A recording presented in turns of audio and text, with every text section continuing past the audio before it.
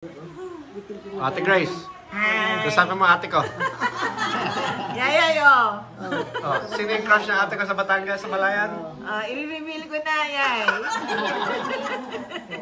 Si Otto Ahmad Asim. Hindi ko alam Hindi yun. ko alam. Hindi ko alam yun. Hindi ko kilala yun. Crush daw ni ate. Tapos si ate Marvick naman, crush si Roxy. Si Nancy, kaya yun. Sa'yo yun. Hindi. Kasi si Yaya yung magsasabi kung kanino yung si Roxy. Oh, si ate meron kayong mga sekreto nun eh. Kaya nga natawag na Kaya tawag sa akin KBL. Oh, kilusan ng babaeng landi. Tawag siya ni Tita Binyong. Kuya Binyong. Kuya Binyong ang tumawag sa akin noon. Oo. KBL. Ay, nako. Ito si Bogs, asawa ni... Yung kawawang asawa ni Ate Grace. Yay. Hindi bulag yan, ha? Hindi mo kaya. Tapos si Toto, favorite cousin ko. Tapos si Trisha, favorite niece ko. Tapos si Maggie, anak ng favorite cousin ko. Tapos si Maya, asawa ko. Favorite wife mo? Favorite wife. O, so ano pa yung kwento, Ate Grace?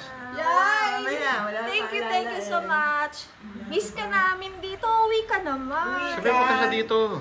Punta ka dito. Tanda na tayo. Oo. Tita Mary. Inaanak niya yung isa naming anak, yung padalawa, si Pawi. Oh. Ayun. Ayun pala eh. Oo, si... Minsan pa lang sila nakita. Nung isang uwi ni Yaya. Tapos si Jonathan, pamangkin ng kuya ko, di ba? Inaanak. Ay, inaanak. That's what I meant. Inaanak ng kuya ko. Inaanak ni Mel. Yeah, yeah. Si, anak ni Kuya David. Nasa New Zealand. Nasa New Zealand na sila. Kasi ito yung hinanda ni Tita Meli. Sarap-sarap. Lahat.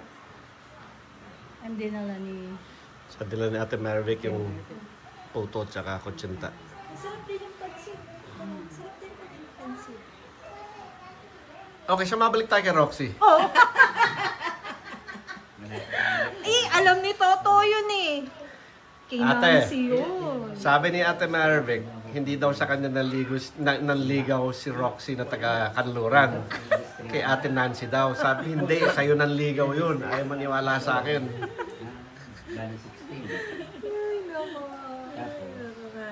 Ang alam ko masaya sa Balayan. O sabi mo, punta siya dito sa Pilipinas. sinabi ko.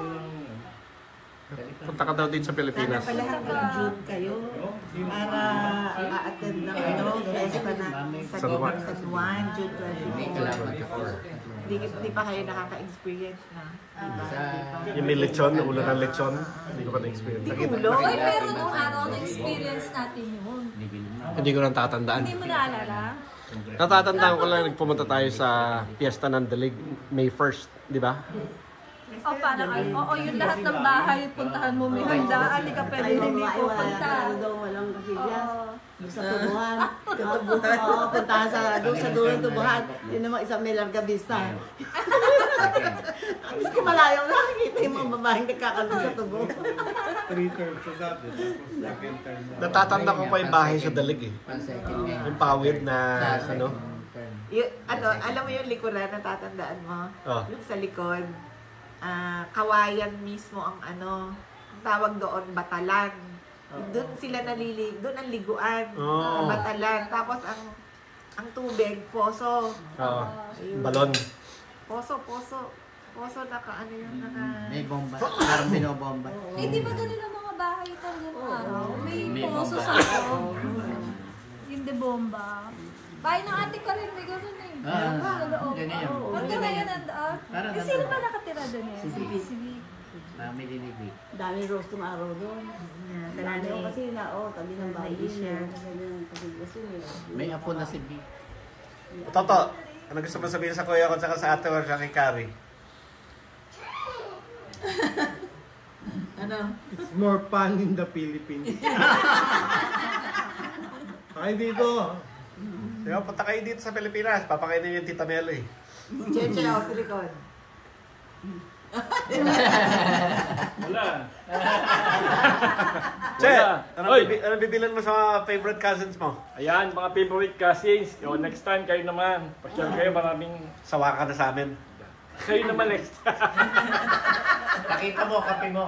Pakita mo. Kaping barako. O yan, dala ni Bog siya kanya Ate Grace. Ayan. Barako. Ate ko mahilig sa kape. So ilan na anak mo? Tatlo pa lang. 3 pa lang. Balak. Puro panganay. Hindi naman. Saka si Mel and si Kari. Hindi na namin makita si Kari. Mel and Kari, uwi kayo. Lalo si Kari, oo. Miss ka namin. Miss ka daw natin, Ate Vic. Pagluluto Hindi ko ka. pa nakita si Kari. Talaga? Kaya, Since umalis kayo, picture na. hindi ko siya nakita. Never was siya. Hindi, umuwi siya dito nung Malalaki ni Bok. nung namatay ang lola. Hindi yung ginawa mismo. Lola ata? Oo. 1980. Ay, hindi. I take it back. 88 siya naman. Hindi, pero umuwi siya in 83. Nung bumisita ang nanay at tatay ko sa Lola Atang. Kasama si Karen nun.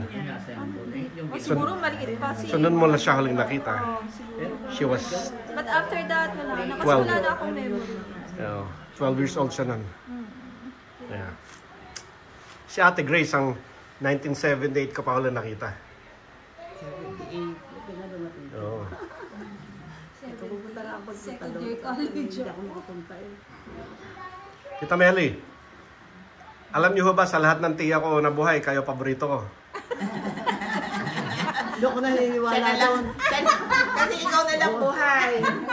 Wala siyang makuhay.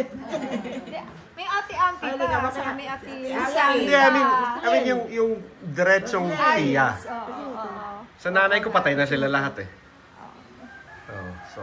Bata pa pala ni Belen. Ako 86 na. Anong mga schedule mo? Hanggang pag-alis mo?